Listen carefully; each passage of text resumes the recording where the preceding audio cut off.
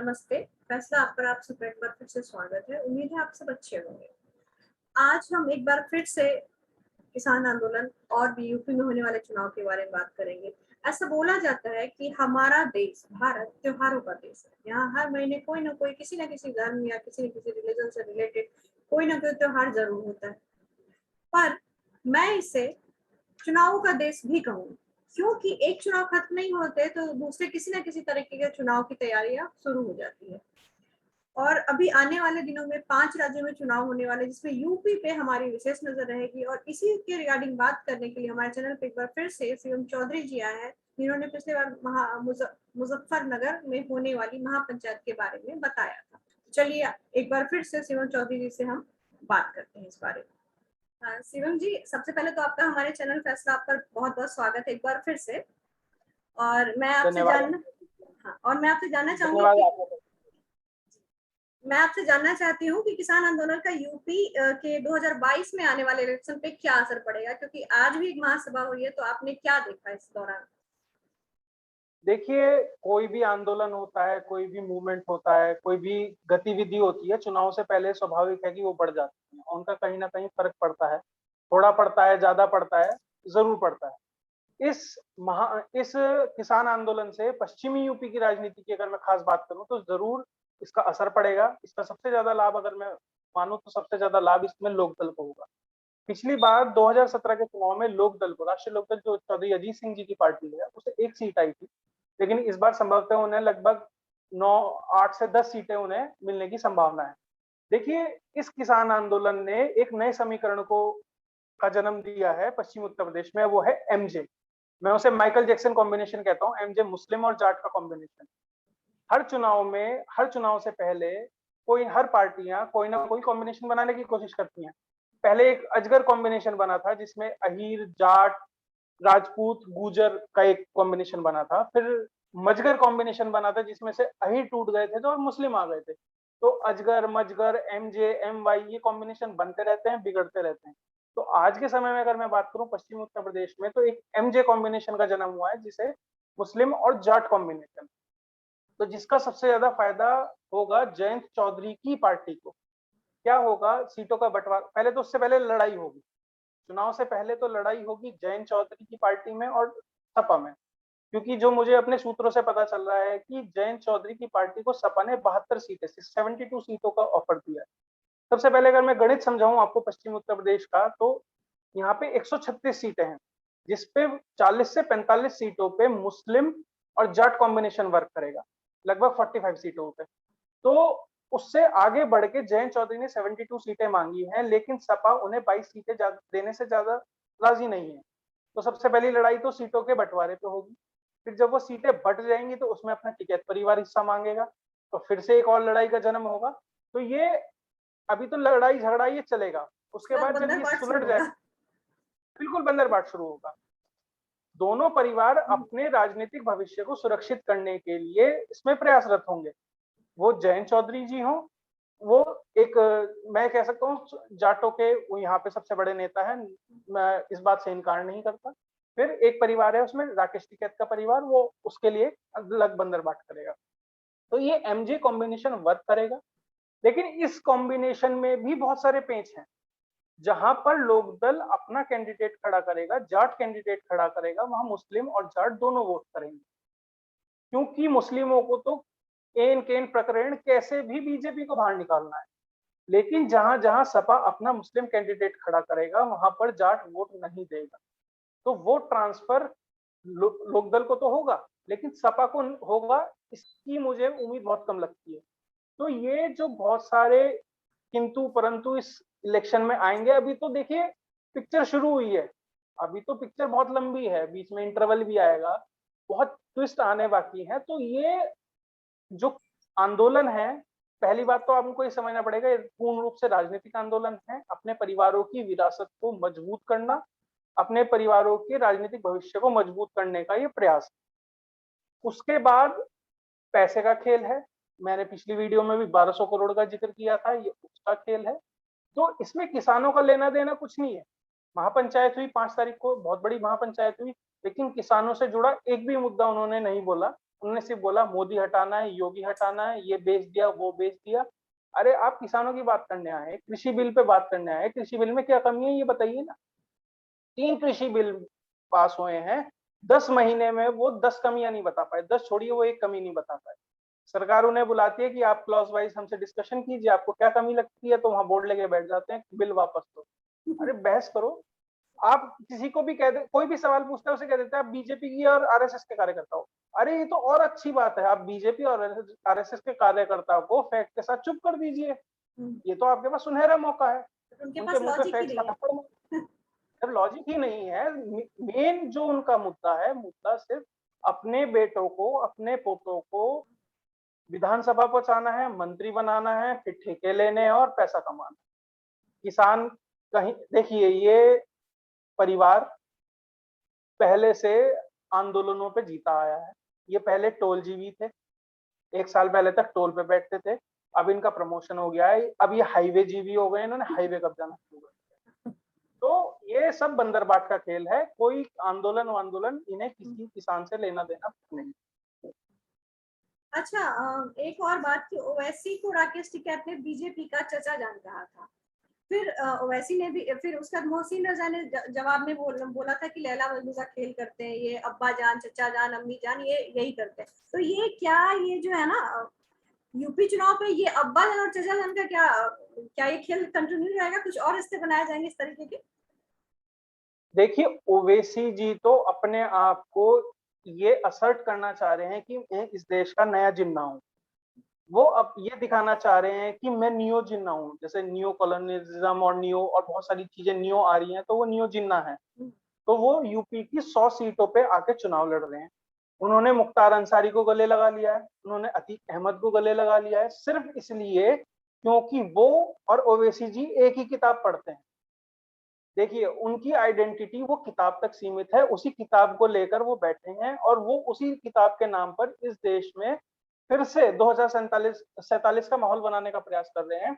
जो देखिए, उन्होंने बिहार का चुनाव लड़ा, 5 सीटें जीती, पांचों की पांचों सीटें किशनगंज में जीती, जहां पे 70% मुस्लिम वोट है।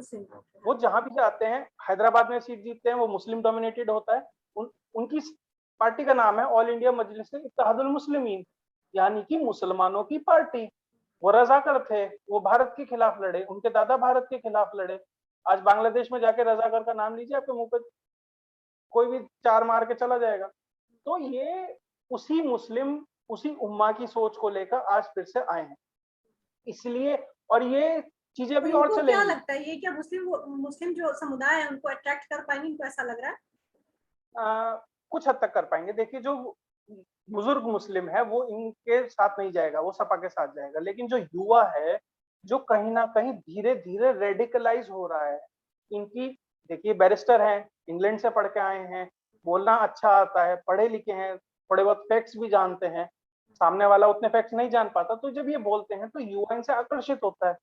ये कहीं ना कहीं सीटें तो शायद ना जीत पाए, लेकिन हाँ, एक मुस्लिमों का मेजर चंक इनके पास चला जाएगा। मतलब ये इनमें 100 सीटों पे कैपेसिटी लड़ेंगे। है मैनिपुलेट करने की, ज्यादा लोगों को, मतलब इनका जो ये देखिए, सोचना है ये सही है कि काशीराम जी एक मैनिपुलेट कर बात कहते थे, सकते हैं। काशीराम जी एक बात कहते थे कि पहला चुनाव हारने के लिए लड़ा जाता है, दूसरा चुनाव हराने के लिए लड़ा जाता है, तीसरा चुनाव जीतने के लिए लड़ा जाता है। तो ये आज हारने आए हैं, अगली बार ये हराने आएंगे और तीसरी बार ये जीत के जाएंगे। कारण अगले 15 सालों में एक बड़ा डेमोग्राफिक चेंज आएगा। जो ग्रीन बेल्ट है, दिल्ली, यूपी, बिहार, पश्चिम बंगाल, आसाम, इसे मैं ग्रीन बेल्ट कहता हूँ। आप देखिए, जिस जिस तरीके समय बढ़ता जाएगा, डेमोग्राफिक चेंज होता जाएगा और ऐसी ही पार्टियों को बहुत ज्यादा फायदा होगा। इसमें मैं एक दो चीजें और जोड़ना चाहूंगा, आपने ओबीसी का जिक्र किया, मैं इसमें आम आदमी पार्टी को भी लेना चाहूंगा, क्योंकि वो भी एक फिफ्थ प्लेयर आ गया है। आम आदमी पार्टी इस चुनाव में टिकट बेचने आई, उसे पता है वो जीतेगी नहीं, लेकिन संजय जी और माफ कीजिएगा, अरविंद जी किसी से 10 लाख लेंगे, किसी से 15 लाख लेंगे। देखिए, राजनीति है, सबको पता है कि कैसे काम किया जाता है। 400 सीटों पे 10-10 लाख रुपए भी लिए तो एक अच्छा खासा अमाउंट हो अपने बैग में एडवर्टीजमेंट के लिए भरेंगे। और इकट्ठा कर सकते हो, जी, वो एडवर्टीजमेंट के सुनाइए। लिए इतना, एडवर्टीजमेंट के लिए इतने बिल्कुल, पैसे इकट्ठे कर लेंगे वो फिर से कि हमने ये करवाया, वो एडवर्टीजमेंट करवाया। एडवर्टीजमेंट के लिए नहीं, एडवर्टीजमेंट के लिए तो हमारा पैसा है, आपका पैसा है। एडवर्टीजमेंट के लिए वो अपना पैसा थोड़ी इस्तेमाल करेंगे। अगर वो हमारा अपना पैसा इस्तेमाल करेंगे फिर वो कहीं के राजनीतिक है, वो तो हमारा पैसा ही इस्तेमाल करेंगे ना। बिजनेस दूसरे के पैसे से होता है, अपने पैसे से नहीं होता। और इसमें मायावती भी एक बड़ी प्लेयर है। मैं आपको एक और बहुत छोटी सी एक बात बताऊंगा। मायावती इस चुनाव में कहीं ना कहीं भाजपा के लिए पॉजिटिव साबित होने वाली है। Mayawati will act as a safety wall for BJP. कारण क्या है, जितना भी ब्राह्मण या दलित वोट जो भाजपा से छटकेगा वो सपा पे जाने की जगह बसपा पे जाए। जिस प्रकार चिराग पासवान ने काम किया भाजपा और नीतीश कुमार के लिए एज अ सेफ्टी वॉल इन बिहार, ऐसे ही मायावती बीजेपी के लिए ये काम करने वाली।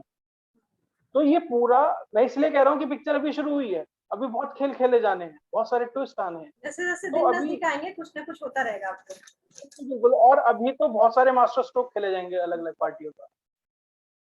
जी। और सबसे मेन बात, आज पंचायत की जो सभा बुलाई गई थी मुजफ्फरनगर में, तो आपने पिछली सभा भी देखी, ये वाली भी देखी, उन दोनों में आपने क्या फर्क नोटिस किया? और पिछली बार जो सभा हुई थी उसको मीडिया ने बहुत ज्यादा हाईलाइटेड किया था, इस बार मीडिया उतना नहीं दिखी वहां एक्टिव होती हुई, इसका क्या रीजन है? देखिए, दो पंचायतें हुई। एक पंचायत हुई सेम ग्राउंड में, दो पंचायतें हुई। एक पंचायत हुई 5 सितंबर को, एक हुई आज 26 तारीख को। पहली पंचायत राष्ट्रव्यापी पंचायत थी, बकौल टिकैत जी और 39 संगठन। पंजाब से लोग लाए गए, हरियाणा से लोग लाए गए, यूपी के विभिन्न हिस्सों से, उत्तराखंड से, उनके हिसाब से तमिलनाडु और कर्नाटक से भी भारी भीड़ आई। तो वो एक बड़ी पंचायत थी। मीडिया ने उसे अच्छे से कवर किया, मीडिया मैनेजमेंट उसमें दिखाई देता है। तो ऑब्वियस सी बात है, मीडिया कहीं जाएगी, ओबी वैन जाएगी तो तेल का खर्चा भी होगा, तो उस तेल को भी कोई रिम्बर्स कर रहा होगा। लेकिन जो आज की पंचायत थी वो सिर्फ 2 जिलों की पंचायत थी, मुजफ्फरनगर और शामली। शामली भी खास नहीं, खास मुजफ्फरनगर की ही पंचायत थी। आज भी अच्छी खासी भीड़ थी, लगभग 20 से 25 हजार लोग थे। 30 हजार के ग्राउंड में 25 हजार लोग थे, सिर्फ एक जिले से थे। उस दिन जो 1 लाख सवा लाख की भीड़ थी वो पूरे देश से थी। आज 25 हजार लोग सिर्फ एक जिले से थे। सबसे बड़ा अंतर है, उस दिन राकेश टिकैत जी अपनी बोल के गए थे, आज किसानों की मांग रखी गई। आज बात रखी गई कि गन्ने के रेट बढ़े। आज बात रखी गई कि बिजली के बिलों को सही किया जाए, जो बिल बढ़ रहे हैं। ज्यादा है। आवारा पशुओं की बात की गई, पेट्रोल डीजल के ऊपर बात की गई। इन चीजों पे बात हुई जो किसानों का असल मुद्दा है। किसानों का मुद्दा, असल मुद्दा ये 5-6 चीजें हैं। किसानों को राफेल से क्या मतलब, क्या हो रहा है क्या नहीं हो रहा है, या उन बड़ी बड़ी शब्दों से, उन बड़े बड़े भ्रमजालों से क्या मतलब। उसे तो ये चाहिए, मेरे गन्ने का रेट मुझे 14 दिन में मिल जाए, बिजली टाइम पे आ जाए, सस्ती बिजली आ जाए, आवारा पशु मेरे खेत में ना घुसे। लेकिन राकेश टिकैत जी ने सोचा कि भाई मेरा जो भतीजा है या मेरा बेटा है किसी कहीं से चुनाव लड़ ले, हमारे बाद उसका सेट हो जाए बिजनेस। परिधि तैयार हो या जाए आगे के लिए। हाँ हाँ, तो वो उस तरीके से पंचायत थी, आज अलग तरीके से पंचायत थी। और उस दिन भी एक आपने बात की, आज जब पंचायत हुई पूरे समय भीड़ बैठती रही, आखिरी तक हर वक्ता को सुन के गई। लेकिन उस दिन पंचायत 4 घंटे की पंचायत थी, 12 बजे से 4 बजे तक वो पंचायत होनी थी, लेकिन 2:30 बजे खत्म हो गई थी। क्यों? जैसे ही राकेश टिकैत जी ने अल्लाह अकबर के नारे लगाए, भीड़ धीरे धीरे धीरे धीरे धीरे पीछे से उठ के और जाने लगी। मैं इसलिए जानता हूँ क्योंकि वो सारी भीड़ मेरे घर के आगे से, मेरे मोहल्ले में से निकल के गई। तो मैं तो उसका प्रत्यक्षदर्शी हूँ। मेरे से अच्छा तो कौन जानता है, या तो मंच पे बैठा हुआ आदमी जानता है या मैं जानता हूँ। वो कहेंगे नहीं, मैंने बता दिया है। तो आज की पंचायत में और उस पंचायत में बड़ा अंतर था। निसंदेह उस पंचायत में बड़ी भीड़ थी, ज्यादा लोग इन्वॉल्व थे, ज्यादा संगठन इन्वॉल्व थे, ज्यादा बड़ा एरिया इन्वॉल्व था, ज्यादा पैसा इन्वॉल्व था। आज सिर्फ एक जिले की पंचायत थी, मात्र 2 संगठन या 3 संगठन थे। लेकिन उन्होंने भी, देखिए किसान तो ये भी है, आप इन्हें बीजेपी का एजेंट नहीं बता सकते, क्योंकि ये भी किसान है। बीजेपी के एजेंट कितने आ जाएंगे? 20 आ जाएंगे, 100 आ जाएंगे, 500 आ जाएंगे। जब 25-30 हजार की भीड़ आएगी, 25-30 हजार की भीड़ बीजेपी की भीड़ नहीं होगी, वो असली किसान होंगे। तो आज की पंचायत में और उस पंचायत में ये बड़ा, इस बार भी कुछ किसी तरह के नारे लगेंगे विशेष? देखिए हाँ, आज की पंचायत की बड़ी खूबी ये रही कि राष्ट्रगान से ये पंचायत शुरू हुई। भारत माता के नारे लगे, वंदे मातरम के नारे लगे, मैं वीडियो भी कोशिश करूंगा कि मुझे कहीं से वीडियो मिल जाए तो मैं वीडियो शेयर करूं ताकि आप अपने चैनल पे भी डाल सकें। तो शुरुआत ही राष्ट्रीय गान से हुई और उस दिन तो अल्लाह अकबर और इन्हीं चीजों में अटके रहे। और राकेश टिकैत जी बड़े ही, देखिए बार बार मैं राकेश टिकैत जी का नाम इसलिए ले रहा हूँ, मैं बात उन 40 संगठनों की ही कर रहा हूँ, लेकिन वो एक प्रमुख चेहरा है तो मैं उन राकेश जी की बात कर रहा हूँ। बात उन 40 संगठनों की है, ये किसी पे व्यक्तिगत वो ना मान के, वो पूरे में उस इकोसिस्टम की बात कर रहा हूँ। तो Rakesh ji versus India, Rakesh ji versus किसान है ये पूरा आंदोलन अब राकेश जी की विरासत वर्सेस किसान हो गया है। और इसका जवाब 22 में भी मिलेगा, 24 में मिलेगा। वो रोज कहते हैं हम 22 में सरकार उखाड़ देंगे, 24 में सरकार उखाड़ देंगे। अरे तुम रोज उखाड़ो सरकार, जाओ ना लखनऊ। राकेश जी कहते थे मैं लखनऊ जाऊंगा, क्यों नहीं जा घेरूंगा, रहे? लखनऊ को घेरूंगा चारों तरफ से, ये भी कहा था उन्होंने लखनऊ को पहले। घेरूंगा। अरे चले ही जा, टिकट मैं दे दूंगा। उनके पास पैसा नहीं है, टिकट मैं दे दूंगा, जाए तो सही। नहीं उन्हें जाएंगे। उन्हें पता है वहां से ही इलाज हो जाएगा उनका, ये भी पता है। जहां कानून का राज चलेगा वहां उनका राज नहीं चलेगा। ये तो है। चलिए, आपसे इस बारे में बात करके अच्छा लगा, बहुत सारी नई बातें जानने को मिली। उम्मीद है आपको हमारा ये वीडियो पसंद आया होगा। अगर आपको इस वीडियो का कंटेंट अच्छा लगा है तो प्लीज इसे लाइक और शेयर करें और सब्सक्राइब करना बिल्कुल भी ना भूलें, और हाँ, बेल आइकन जरूर प्रेस कर लें। तब तक के लिए अपना और अपने अपनों का ज्यादा से ज्यादा ख्याल रखें। जय हिंद, वंदे मातरम, जय श्री राम।